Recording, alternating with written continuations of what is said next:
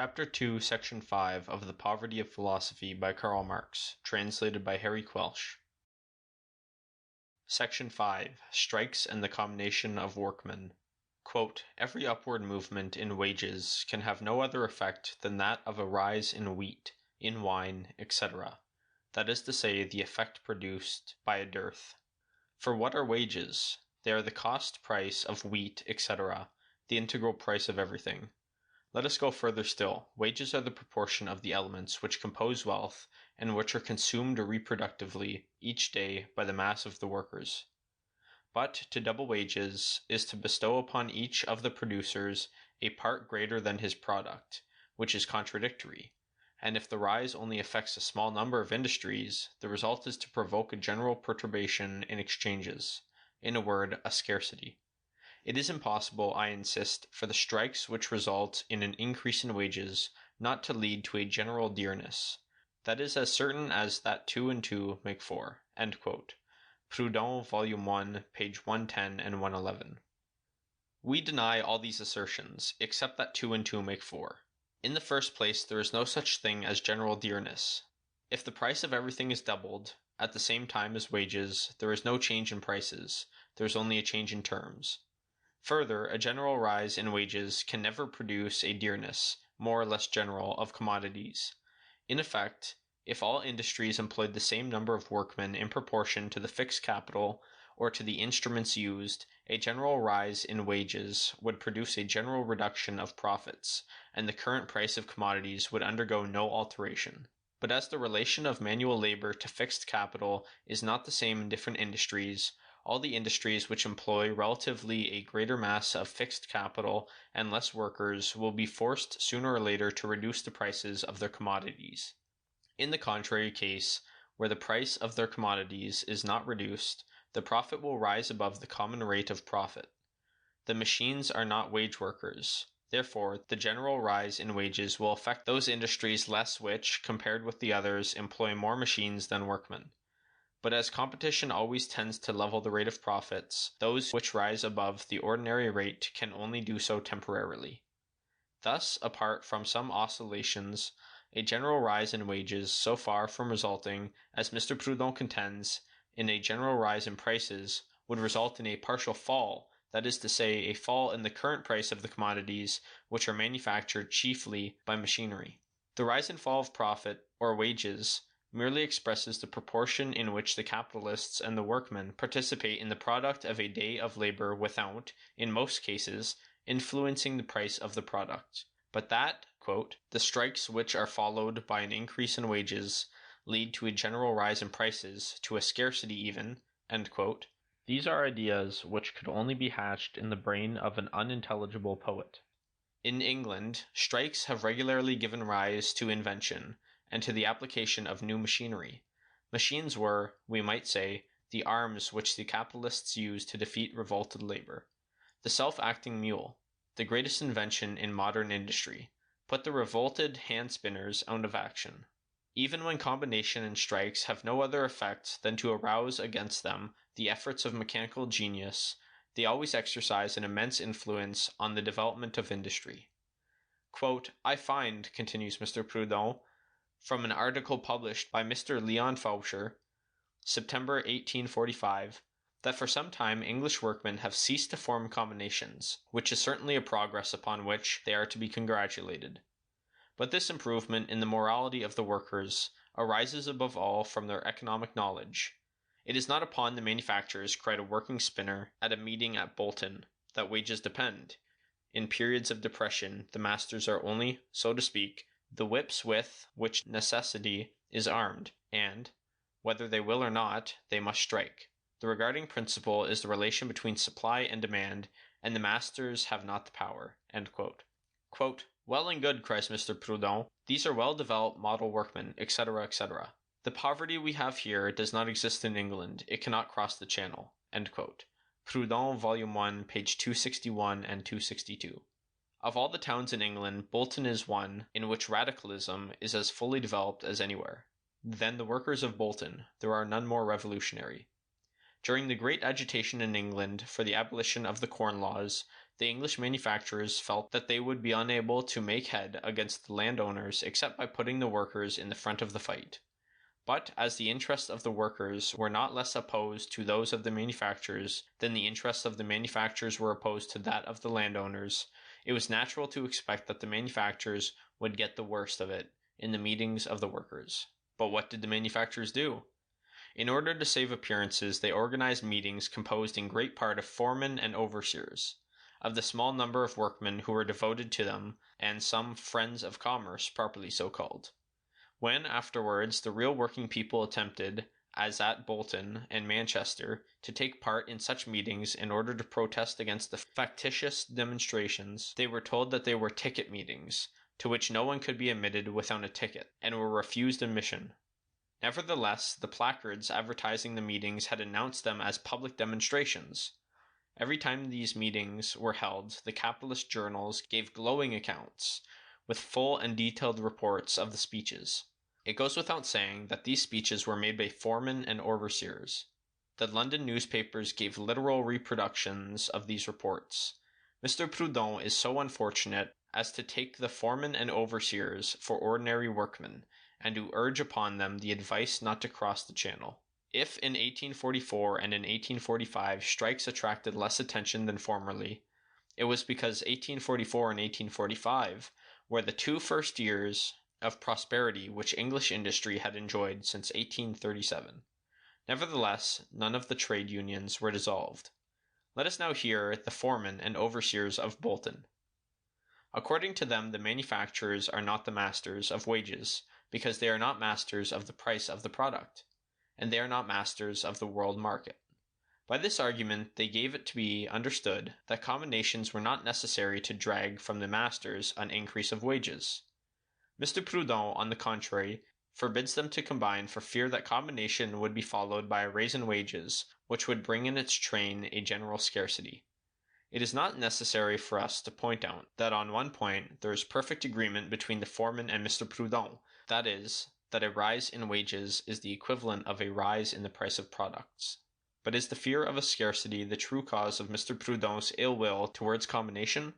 No. He cordially agrees with the foremen of Bolton because they determine value by supply and demand, and because they scarcely think of constituted value, of value passed to the state of constitution, of the constitution of value, comprising the permanent exchangeability and all the other proportionalities of relations and relations of proportionalities, flanked by providence. Quote, "For workers to strike is illegal, and it is not only the penal code which says so, it is the economic system. It is the necessity of the established order, that each workman should have the free disposal of his hands and of his person that can be tolerated, but that workmen should undertake by combination to do violence to monopoly. That is what society can never permit." End quote. Volume 1, page 235 and 237. Mr. Proudhon wishes to make an article of the penal code pass for a necessary and general result of bourgeois production. In England, trade combination is permitted by law, and it is the economic system which has forced Parliament to give this legal authorization. In 1825, when under the Minister Huskisson, Parliament had to modify the law in order to bring it more into accord with a state of things resulting from free competition. It was necessary to abolish the laws which prohibited the combination of workmen. The more modern industry and competition developed, the more elements are there which provoke and support competition, and as soon as combinations have become an economic fact, acquiring greater consistency day by day, they will not be slow in becoming a legal fact. Thus, the article of the Penal Code only proves at most that modern industry and competition were not sufficiently developed under the Constituent Assembly and under the Empire for the legal recognition of combination. The Economists and the Socialists are agreed on one point, that is, in condemning combinations. Only they have different motives for their act of condemnation. The Economists say to the workers, "Do not combine. By combining you hinder the steady progress of industry. You prevent the manufacturers from executing their orders. You disturb commerce and precipitate the introduction of machinery, which, by rendering your labor in part useless, forces you to accept still lower wages. Otherwise, you may do very well. Your wages will be always determined by the relations between the demand for and the supply of hands, and it is an effort as ridiculous as dangerous to revolt against the eternal laws of political economy. The Socialists say to the workers, do not combine, because at the end of the account, what will you have gained by it? An increase of wages? The Economists prove to demonstrate that the few pence which you temporarily gain if you succeed will be followed by a lasting reduction. Clever statisticians prove to you that it will take you years to recover by the rise in wages the expenditure you have had to make in order to organize and maintain your combination. And we as socialists tell you that apart from this question of money, you will be not less workmen, and the masters will be always the masters as before. Therefore, no combinations, no politics, for after all, to form combinations is that not having to do with politics? The economists desire that the workers should remain in society as it is formed, and they have recorded and ratified it in their manuals. The socialists desire the workers to leave the old society in order to be the better able to enter into the new society which they have prepared with so much foresight. In spite of the one and the other, in spite of the manuals and the utopias, combinations have not ceased to progress and to grow with the development and growth of modern industry. It is at such a point now that the degree of development of combination in a country marks clearly the degree which that country occupies in the hierarchy of the world market. In England, where industry has attained the highest degree of development, the combinations are the largest and best organized. In England, these combinations are not confined to a partial organization with no other object than a temporary strike, and which will disappear when that is over. Permanent combinations have been formed, trade unions, which serve as a rampart for the workers in their struggle with the capitalists. And at the present time, all these local trade unions have a center or union in the National Association of United Trades, the central committee of which is in London, and which already numbers 80,000 members. The organization of strikes, combinations, trade unions marches simultaneously with the political struggles of the workers, who now constitute a great political party under the name of Chartists. It is under the form of these combinations that the first attempts at association among themselves have always been made by the workers. The great industry masses together in a single place a crowd of people unknown to each other. Competition divides their interests, but the maintenance of their wages, this common interest which they have against their employer, unites them in the same idea of resistance, combination. Thus combination has always a double end, that of eliminating competition among themselves while enabling them to make a general competition against the capitalist. If the first object of resistance has been merely to maintain wages, in proportion as the capitalists in their turn have combined with the idea of repression, the combinations, at first isolated, have formed in groups, and, in face of constantly united capital, the maintenance of the association became more important and necessary for them than the maintenance of wages. This is so true that the English economists are all astonished at seeing the workers sacrifice a good part of their wages on behalf of the associations, which in the eyes of these economists were only established in support of wages. In this struggle, a veritable civil war, are united and developed all the elements necessary for a future battle. Once arrived at that point, association takes a political character. The economic conditions have in the first place transformed the mass of the people of a country into wage workers. The domination of capital has created for this mass of people a common situation with common interests. Thus the mass is already a class, as opposed to capital, but not yet for itself, in the struggle of which we have only noted some phases. This mass unites. It is constituted as a class for itself. The interests which it defends are the interests of its class. But the struggle between class and class is a political struggle. In the bourgeoisie we have two phases to distinguish: that during which it is constituted as a class under the regime of feudalism and absolute monarchy, and that wherein, already constituted as a class, it overthrew feudalism and monarchy in order to make of society a bourgeois society. The first of these phases was the longest and necessitated the greatest efforts. That also commenced with partial combinations against the feudal lords. Many researches have been made to trace the different historical phases through which the bourgeoisie has passed from the early commune to its constitution as a class. But when it becomes a question of rendering an account of the strikes, combinations, and other forms in which before our eyes the proletarians affect their organization as a class, some are seized with fear while others express a transcendental disdain. An oppressed class is the vital condition of every society based upon the antagonism of classes. The emancipation of the oppressed class therefore necessarily implies the creation of a new society. In order for the oppressed class to be emancipated, it is necessary that the productive powers already acquired and the existing social relations should no longer be able to exist side by side. Of all the instruments of production, the greatest productive power is the revolutionary class itself. The organization of the revolutionary elements as a class supposes the existence of all the productive forces which can be engendered in the bosom of the old society.